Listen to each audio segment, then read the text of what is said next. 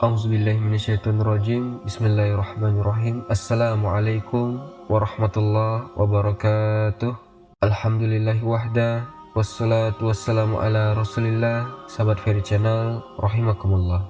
Pembahasan pada hari ini, insyaallah kita akan membahas tentang keimanan kita kepada hari kebangkitan, di mana kita akan menyebutkan beberapa kondisi manusia, baik orang-orang yang beriman ataupun orang-orang kafir saat mereka dibangkitkan.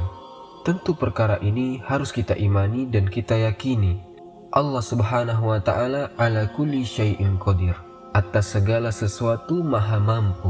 Ikhwata, sesuatu yang sudah maklum bagi seorang muslim dan juga mukmin, yakni adanya hari kehancuran alam semesta. Dan itu dimulai dari tiupan sangkakala Israfil, di mana dia ditugaskan oleh Allah untuk meniup sangkakala. Dan Allah Subhanahu wa ta'ala katakan, wa nufiqa fis suri fasa'iqa man fis samawati wa man fil ardi illa man sya'allah summa nufiqa fihi ukhra fa idza hum qiyamun yanzurun. Dan ditiuplah sangkakala itu, maka matilah siapa yang di langit dan siapa yang di bumi, kecuali siapa yang Allah kehendaki saja. Kemudian ditiup kedua kalinya, maka tiba-tiba mereka berdiri menunggu putusan masing-masing ketika keluar dari kubur-kubur mereka. Apa saja kondisi-kondisi mereka saat mereka dibangkitkan itu? Ikhwatal iman yang dimuliakan Allah Subhanahu wa ta'ala, yang pertama adalah mereka para pemakan riba.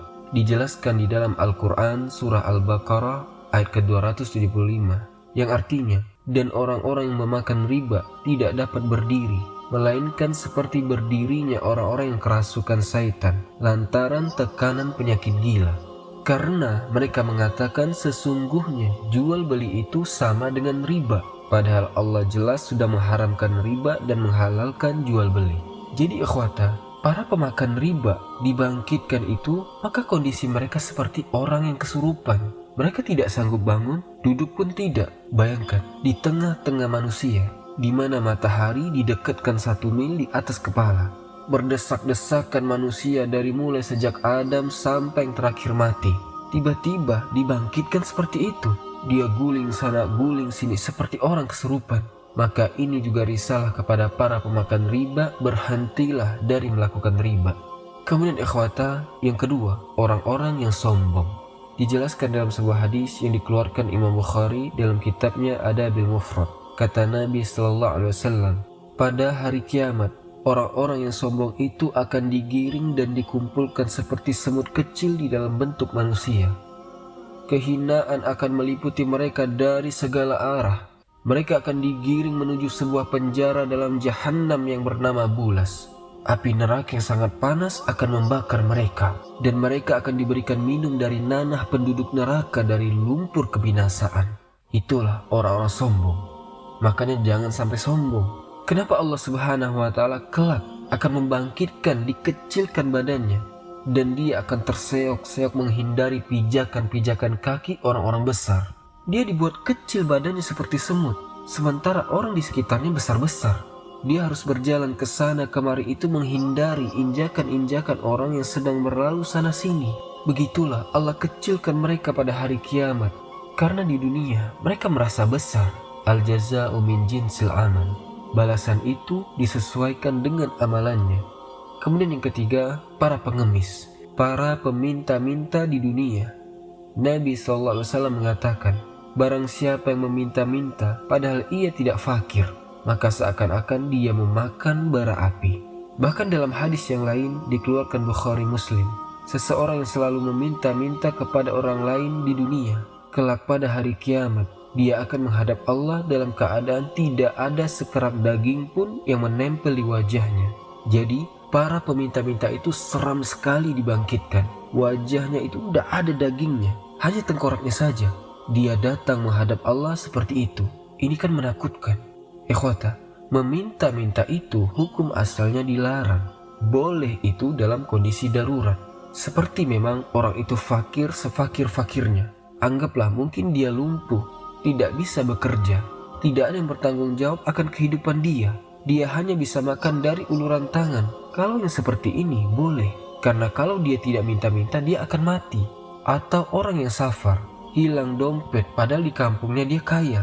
Kalau sudah hilang dompet itu kayak kiamat otomatis. Kan dia harus makan juga. Maka boleh meminta-minta sekedar untuk menalangi hidupnya saja. Kalau dia sudah pulang kampung, ya jangan minta-minta lagi di kampungnya. Atau mungkin dia membantu saudaranya. Gara-gara membantu, bangkrutlah dia. Maka boleh dia kemudian meminta-minta, hanya sekedar saja, sampai ekonominya pulih. Selain 3 perkara ini, haram meminta-minta, tidak boleh. Kemudian yang keempat, orang yang dibangkitkan dengan diseret wajahnya dalam keadaan buta, bisu, dan peka. Siapa mereka? Di dalam Al-Quran surah Al-Isra ayat ke-97 Allah katakan, dan barang siapa yang diberikan petunjuk oleh Allah, maka dia akan mendapatkan petunjuk. Tapi siapa yang disesatkan Allah, maka sekali-kali kamu tidak akan mendapatkan pertolongan bagi mereka selain daripada dia sendiri. Dan kami akan mengumpulkan mereka pada hari kiamat, diseret atas muka mereka dalam keadaan buta, dalam keadaan bisu, dalam keadaan peka. Tempat kediaman mereka adalah neraka jahanam. Tiap-tiap kali nyala api itu akan padam, maka kami akan tambahkan lagi nyala apinya supaya mereka merasakan azab. Padahal ketika di dunia mereka bisa melihat, mereka bisa mendengar, dan mereka bisa berbicara. Tapi ketika kemudian disodorkan hidayah kepada mereka, mereka tolak hidayah itu. Mereka tolak kebenaran itu. Makanya bahaya, jangan sampai kemudian kita ini menolak kebenaran. Karena menolak kebenaran itu bagian daripada kesombongan juga. Dan itu sifat atau wataknya iblis ketika Allah katakan usjudu li Adam fasajadu illa iblis. Sujud kalian kepada Adam. Rupanya iblis tidak mau sujud. Kenapa? Aba wastakbaru wa kana minal kafirin. Iblis enggan sujud dan sombong, dan dia termasuk golongan orang-orang kafir. Ikhwatal iman rahimani wa rahimakumullah. Kemudian yang kelima, secara umum manusia akan dibangkitkan itu dalam kondisi telanjang seperti bayi. Jadi semua manusia itu akan dibangkitkan seperti itu. Kata Nabi SAW, yusarun nas yaumal qiyamah hufatan uratan ghurlan buhman. Jadi manusia dibangkitkan itu seperti itulah layaknya bayi. Dibangkitkan itu tidak pakai sendal, tidak pakai pakaian, kembali tidak dikhitan, dan tidak ada satupun harta yang nempel di badan. Di dunia kadang-kadang dia sombong dengan pakaian dia, karena pakaiannya penuh dengan pangkat dan jabatan, penuh dengan titel. Pada hari kiamat pakaian itu sudah tidak ada lagi. Apa yang dibanggakan dengan pakaian? Kemudian harta di dunia, bolehlah Anda berbangga-bangga dengan harta, tapi di akhirat dia bangkit tidak bawa apa-apa sama sekali. Lalu apa yang dibanggakan? Tidak ada yang bisa dibanggakan. Semua telanjang dikumpulkan. Dan orang yang pertama kali dipakaikan pakaian pada hari kiamat adalah Nabi Ibrahim alaihissalatu wassalam. Ikhwatal iman yang dimuliakan Allah subhanahu wa ta'ala. Kemudian yang keenam, orang yang berjalan dengan wajahnya pada hari kiamat. Bayangkan, siapa mereka? Disebutkan dalam sebuah hadis ketika menjelaskan surah Al-Furqan ayat ke-34, Allah mengatakan, orang-orang yang akan dikumpulkan pada hari kiamat, mereka akan dikumpulkan di atas wajah-wajah mereka, diarahkan ke dalam jahanam, dan merekalah seburuk-buruk tempat dan sesat-sesatnya jalan. Disebutkan dalam hadis Anas bin Malik radhiyallahu an. Jadi seorang laki-laki bertanya kepada Nabi SAW, ya Rasulullah, kaifa yusarul kafir ala wajhi? Bagaimana mungkin ada orang kafir berjalan dengan wajahnya? Di dunia berjalan dengan kaki, masa berjalan dengan wajah? Gimana caranya berjalan dengan wajahnya? Maka Nabi mengatakan, alaysallazi amsya'ahu ala rijlaihi fid dunya qadiran ala an yumsiyahu ala wajhihi yaumal qiyamah. Bukankah zat yang menjalankan dengan kedua kaki di dunia, dia sanggup memperjalankan manusia dengan wajahnya pada hari kiamat? Yang membuat kita berjalan dengan kaki itu siapa? Allah. Tapi nanti pada hari kiamat ada orang-orang yang tidak berjalan dengan kaki, tetapi dengan muka. Mukanya diseret, jadi kakinya di atas, mukanya di bawah tuh. Anda bisa bayangkan ikhwata, ada orang-orang yang dibangkitkan seperti ini pada hari kiamat. Kemudian yang ketujuh, bersama ular besar yang berbisa sudah berada di sampingnya yang siap memakannya. Siapa dia? Orang-orang yang tidak bayar zakat. Disebutkan dalam sebuah hadis Nabi SAW dikeluarkan Imam Muslim. Apa kata Nabi SAW? tidaklah pemilik harta simpanan yang tidak melakukan hak padanya, artinya tidak mengeluarkan zakatnya, kecuali harta simpanan akan datang pada hari kiamat, menjelma menjadi seekor ular jantan yang akan mengikuti orang ini dan terus membuka mulutnya. Jika ular ini mendatanginya, maka pemilik harta langsung lari darinya. Lalu ular itu memanggil-manggil dan mengatakan, ambillah harta simpananmu ini, ambillah harta simpananmu ini yang telah kau sembunyikan di dunia. Maka ketika pemilik harta itu melihat bahwa dia tidak dapat menghindar darinya, dia memasukkan tangannya ke dalam mulut ular tersebut. Maka ular itu memakannya sebagaimana binatang jantan memakan makanannya. Subhanallah, mengerikan. Kemudian yang kedelapan, orang yang dibangkitkan dengan membawa bendera di badannya. Siapa mereka? Mereka adalah para pengkhianat. Dijelaskan dari hadis Abdullah ibn Umar radhiyallahu anhu secara marfu sampai kepada Rasul. Ketika Allah mengumpulkan umat-umat terdahulu dan umat-umat terakhir, maka akan dikabarkan kepada orang-orang yang ketika di dunia suka berkhianat, ini adalah bendera si pengkhianat Fulan bin Fulan. Jadi ketika dibangkitkan itu ada benderanya dia, dan bendera itu simbol daripada pengkhianatan. Semakin besar pengkhianatannya, maka semakin tinggi benderanya. Di dunia, kadang-kadang para pengkhianat itu mereka tidak menampakkan pengkhianatannya. Dia akan sembunyikan pengkhianatannya. Tapi nanti pada hari kiamat, orang-orang yang suka berkhianat di dunia, Allah akan permalukan karena nampak bendera di badannya. Kemudian akan dikatakan kepadanya, inilah bendera pengkhianat si Fulan. Malu dia. Kemudian ikhwatal iman, yang ke-9, mereka yang dibangkitkan tanpa kepala. Mereka adalah orang-orang yang terbunuh, orang-orang yang dizolimi karena di dunia dibunuh. Maksudnya dibunuh bukan dengan cara yang hak. Nanti pada hari kiamat ada orang-orang yang dibunuh di dunia, walaupun dibunuhnya tidak dengan cara dipenggal kepalanya. Boleh juga diracun, boleh juga ditusuk, boleh juga didorong ke tebing akhirnya dia mati. Boleh juga yang diculik karena terbunuh disiksa. Tapi nanti pada hari kiamat, orang-orang yang dibunuh, mereka akan datang kepada Allah tanpa kepalanya. Kepalanya dijinjing dengan tangan kanannya, dan tangan kirinya menyeret orang yang membunuhnya. Kemudian dihadapkan di hadapan Allah. Kemudian dia mengatakan, ya Rob, sal haza lima qatalani. Ya Rob, tanya orang ini kenapa dia bunuh saya. Tanya orang ini. Termasuk juga anak-anak bayi, yang boleh jadi mungkin hasil zina. Orang tuanya malu, kemudian dibuang di selokan, dibuang di tong sampah, kadang-kadang dicekek sampai mati. Ada juga yang dikubur hidup-hidup dan begitu seterusnya. Maka Allah katakan, wa izal mau'udatu su'ilat bi ayyi dzanbin qutilat. Anak-anak ini pun datang menghadap kepada Allah sama tanpa kepala. Kepalanya dijinjing di tangan kanannya, tangan kirinya nyeret orang tuanya. Kemudian mengatakan, ya Rob salhata lima qatalani. Ya Rob, tanya orang tuaku kenapa dia membunuhku. Makanya Allah katakan, wa izal mau'udatu su'ilat bi ayyi dzanbin qutilat. Dan bayi-bayi yang dibunuh secara sadis oleh orang tuanya itu, maka mereka akan menghadap kepada Allah dan mengatakan, ya Rob, kenapa aku bisa dibunuh dia? Salahku apa? Aku tidak punya salah, kenapa dibunuh? Nah, ini kan hati-hati. Dan kasus-kasus pembunuhan bayi di Indonesia ini ramai sekali. Mereka tidak takut dengan azab Allah Subhanahu wa ta'ala pada hari kiamat. Jadi ikhwata, ada orang-orang dibangkitkan seperti itu. Nah, kalau tadi kan bunuh orang, kalau bunuh diri ini lain lagi. Nanti pada hari kiamat dibangkitkan. Disebutkan dalam Sahih Bukhari dan Muslim. Kata Nabi SAW, barang siapa yang membunuh dirinya dengan besi, maka besi itu kelak akan berada di tangannya dan akan dia gunakan untuk menombak-nombak perutnya sendiri di dalam neraka jahanam. Dikekalkan selamanya di situ. Dan pada hari itu tidak ada kematian, yang ada hanya kesakitan saja, penyiksaan.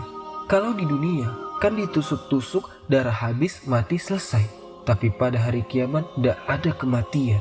Dan ada yang bunuh dirinya dengan cara menjatuhkan diri dari atas gedung. Maka dia akan dijatuhkan dari tempat yang tinggi pada hari ketika dibangkitkan. Dan ketika masuk ke dalam jahanam, dia akan dikekalkan selama-lamanya. Tentu ikhwata, kalimat kekal selama-lamanya bukan berarti orang yang bunuh diri itu tidak akan keluar dari neraka. Tidak, karena kalimat kekal itu ada dua macam. Ada kekal kalau masuk neraka tidak keluar lagi. Nah, ini orang-orang kafir.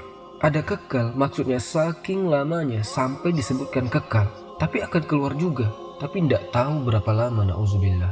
Coba bayangkan, jadi kalau seandainya dia bunuh diri umpamanya dengan mengiris urat nadinya, maka nanti ketika dibangkitkan dia sedang iris-iris tangannya itu. Seperti itulah dia di sana.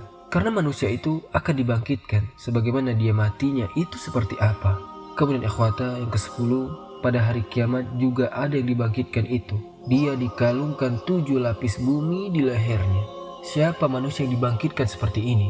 Kata Nabi SAW, man akhoza sibron minal ardi zulman fa innahu yaumal qiyamah min sab'i arodin khusyifah. Barang siapa yang mengambil sejengkal tanah bumi dengan zolim, maka pada hari kiamat tanah tersebut akan dikalungkan padanya sebanyak 7 lapis. Dalam riwayat dikalungkan di lehernya 7 lapis bumi yang paling dalam. Bayangkan siksaannya.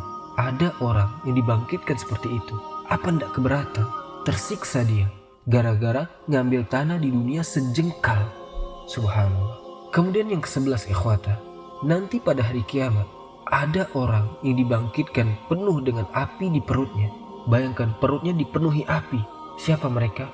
Orang-orang yang menyembunyikan ilmu, tidak menyampaikan pengetahuannya. Itu pun diancam dalam surah Al-Baqarah ayat 174. Orang-orang yang menyembunyikan apa yang Allah turunkan dari Al-Quran dan mereka menjual dengan harga yang murah, mereka akan dimasukkan dalam perutnya neraka, tidak akan diajak bicara, tidak akan disucikan oleh Allah, dan bagi mereka azab yang pedih. Lihat, orang yang tidak mau menyampaikan, dia tahu ini kebenaran. Alasannya, kalau saya sampaikan bisa memecah belah umat. Kalau saya sampaikan kebenaran ini, nanti orang lari dari dakwah saya. Kalau saya sampaikan kebenaran ini, nanti saya dibully, dihujat, macam-macam. Akhirnya saya pula susah katanya. Apa yang dicari dalam berdakwah? Kalau mencari ridho Allah Subhanahu wa Ta'ala, ya sampaikan sajalah kebenaran. Walaupun mungkin dengan bahasa yang sesuai dengan kita kuasai, dengan bahasa lembut, tapi tetap sampaikan kebenaran. Itulah ikhwata beberapa kondisi manusia pada saat dibangkitkan pada hari kebangkitan. Ikhwatal iman rahimani wa rahimakumullah. Sekarang kita masuk kepada kondisi yang kedua. Kondisi orang-orang yang beriman. Bagaimana orang-orang beriman ketika dibangkitkan? Dalam sebuah hadis Nabi SAW bersabda, hadis Muslim dari Jabir bin Abdullah, yub'asu kullu abdin ala ma mata alaih. Setiap hamba itu dibangkitkan sesuai dengan saat menjelang wafatnya. Kalau saat menjelang wafatnya dia mengatakan la ilaha illallah, kemudian dia mati, nanti dibangkitkan dia sedang mengucapkan kalimat la ilaha illallah. Kalau saat menjelang matinya dia membaca Al-Quran, maka saat dibangkitkan dia sedang baca Al-Quran. Kalau ketika dia mati dia sedang sholat, maka saat dibangkitkan pun dia sedang sholat. Kalau saat dia mati dia sedang berzikir, maka dia pun akan dibangkitkan dan lisannya basah dengan zikir.